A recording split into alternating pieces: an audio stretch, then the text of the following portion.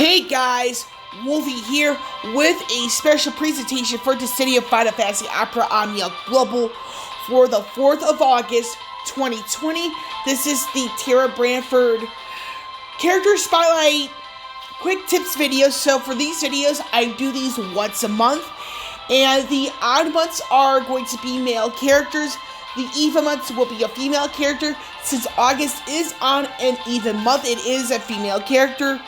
So with the whole thing with that, Terra Branford in the Final Fantasy VI lore, it is her birthday month, so happy birthday to Terra!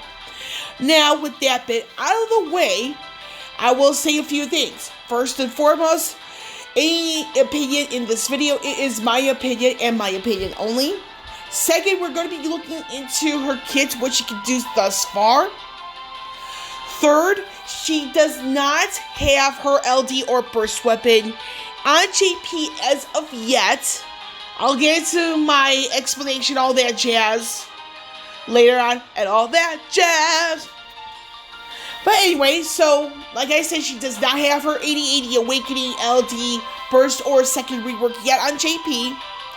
And finally, I will have the Dissidia database website link in the description below. So with that all out of the way, I will meet you all at the, not so much at the home screen, but the information on Terra. So I'll meet you guys there instead.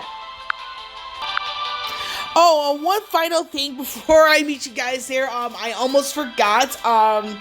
You might be hearing some stuff in the background. I do have a window open, so I do apologize in advance. So I'll meet you guys with Terra's info. Terra Branford for Final Fantasy VI.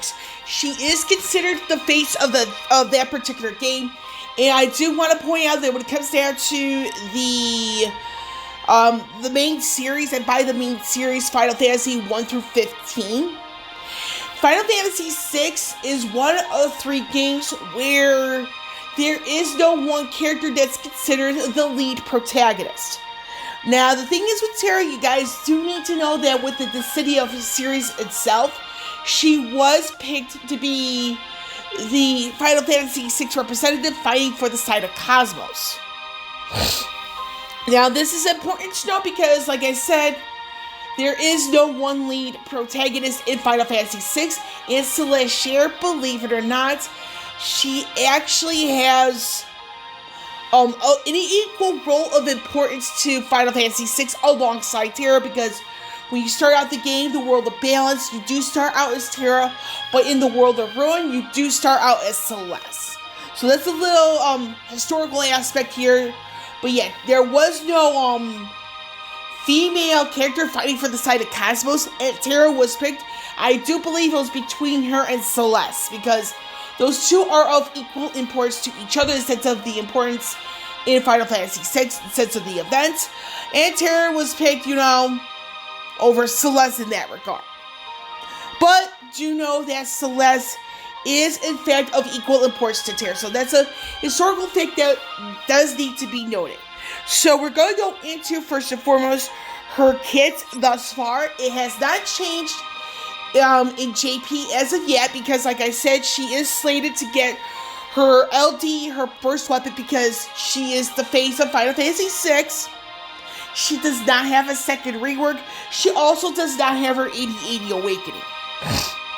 So, and I do feel that in this regard, Terra is one of 2 units who is in the most desperate need of not only a second rework, but also the LD and burst, alongside the 8080 Awakening, and the other unit here is going to be Tidus. So those 2 are going to be like the 2 units in most desperate need of, again, the second rework, the burst, the LD, and the 8080 Awakening. So just a little FYI. So we have her kits thus far. Like I said, it has not changed on JP as of yet. So we have here Skill 1, Meltdown Chant, Skill 2, Meteor Chant, Skill 3, Riot Blade, that's the EX ability, and Set 4, Set Magic Boost. Now with Set Magic Boost, it does give her Terra's Max Bravery a further boost of sorts, when you use it. It also affects a special icon that's on top of Terra's head in battles, and the icon is tied to Skill 1 and Skill 2. Because when you get the number of stacks of skill 1, the number of stacks on that icon above her head to at least 5, you see Meltdown Chant and Meteor Chant both have a more powerful variant known as Magic Meltdown and Magic Meteor, with Magic Meltdown becoming AoE splash style HP damage. With Meteor, she just hits like a truck. Now with Riot Blade, I do want to warn everybody that the odd thing with the Riot Blade, it comes in conflict with Serah's C50 passive ability. I'm just going to bring it up on my screen really quickly if I can grab it real quick. This is it right here. It's called Trance. This is the level 50 crystal passive. So it's called Trance. So it has the information you see here. Slightly raises initial brave, max brave, attack defense if HP is at max at the start of the last wave. Now, this, like I said, it does come in conflict with the EX ability known as Riot Blade, the ability. The reason why it comes in conflict, and this is kind of to take note of here, is that Terra needs to be having less HP for Riot Blade to really do its matchup. No pun intended there. But in all seriousness, it does come in conflict with the Trance passive that Terra has. So, that's that on that. And I do want to point out here that what I'm going to say here, I was going to scratch it. I was going to think of something, but no, it's like it's going to be 100% irrelevant.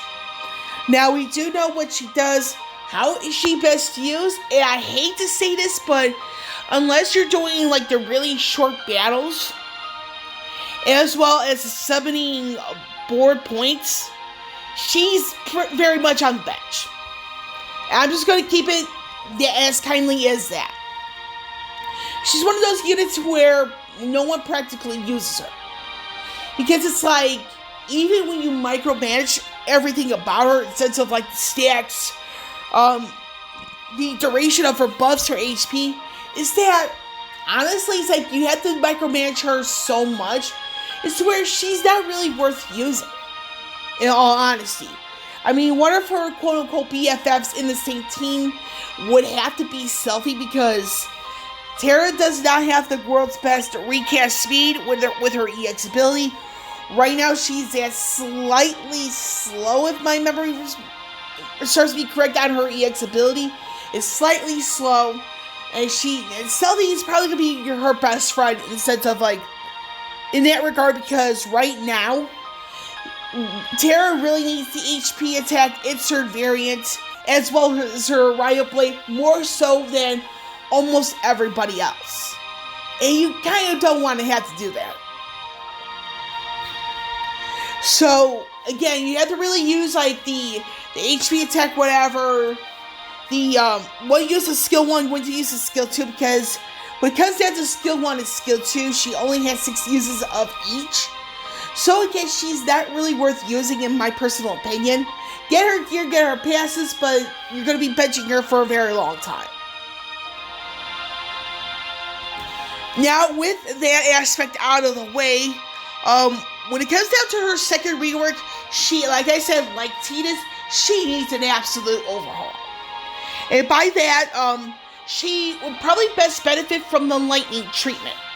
And what do I mean by this is that she gets a skill use, like, right out of the gate for free, does not add to the turn count, and when she pops out the EX ability, she gets a free skill use afterwards. So that's the lightning treatment right there, because she really needs something to last in longer fights, and the best way, in my personal opinion, would be to give her the lightning treatment, free skill use, right out of the gate, does not add to turn count, and then after you use her EX ability, she gets another free skill use. Gives her a lot of longevity right there if that were to happen. Now, with some of the other skills, meaning that skill 1, skill 2, she really needs some format of AoE damage. And when it comes down to the HP damage she deals, she needs some format of AoE and more reliable as well. Because you have to have 5 stacks of the stack above Terra's head in order to get the AoE through melt out the skill 1. Now, when it comes down to the duration of her buffs, that would be another, like, thing to look into. Is that the reason why I say it like that is because they don't last very long, and the type of composition she would need to have with her, not just stealthy, but somebody that can extend the duration of Terra's buffs that she puts onto herself. She needs something like that. And this is on top of the micromanaging. Now, another thing is that when it comes down to the Crystal Strength level 50 passive, that should not be coming into conflict with the EX ability, because you need her to be at her best and by that full HP at the last wave, but the Riot Blade kind of relies on Terra having lesser HP, so there needs to be a way to resolve that conflict. Now, I do hope that when it comes down to Terra's LD, I'm hoping she gets some skill uses back, if that has to be the case. And I'm hoping, at least, you have some format of AoE HP damage with either the LD and or the burst. But she really needs an overhaul. She needs it back. So with that out of the way, before I go any further, I will warn you guys that you just heard it. That was the garbage people. So you might have heard that, so that's why I had to take a pause. You might have heard it earlier in the video, so that's a little bit of a apology for ahead of time for me for that alone. And now, to end this video, I will announce that Serah Farron will be either October or December for the female character spotlight quick tips. The male for September, I have no idea as of yet. I do know it will be a male character, and the same thing for November. It's going to be a male character. I have zero idea. I do need to look at my roster so far of who I've done. But that said on that, I'm not so sure about the next video, but it might be the rework analysis for Alisaie, because she is getting a second rework alongside the debut of her character enhancement boards. But if I really do the next video, it's more than likely going to be Edmund Italian, me pulling on their banner. And you kind of notice I said the word there because Edmund Italian, despite the fact that they have a feminine appearance, it is considered genderless. So the whole thing with the Edmund Italian, I will be pulling on their banner once it comes to global. Just not right away because of work, so that's out on that. So I'm going to get going for right now. So a bit of a quick recap for Terra. She, alongside Tidus, is in the most desperate need for not only a secondary rework, but also their E80 Awakening, LD, and Burst weapons. So this is an overhaul that Terra joins Tidus on as ones who are in the most desperate need of. Now, with that been set aside, I do hope that Terra gets some format of the treatment a la Lightning, meaning that she can pop off one of her skills free of cost and no turn count consumed. And once she pops off the EX, she also gets a free turn afterwards. Now, another thing I would like to see, again, more uses of both skills, it's something like that, or the LD will restore something back for the longevity aspect. She needs something, to really work with her buffs, the buffs she puts onto herself. And she shouldn't be as reliant on her EX as the rest. But she really does need some micromanaging right now. And even with that, she's pretty much bent, because even with the micromanaging and a certain composition, it's not going to be enough. But you know what? That's just my personal opinion at the end of the day. With Wolvie here signing off, I will catch you all on the flip side.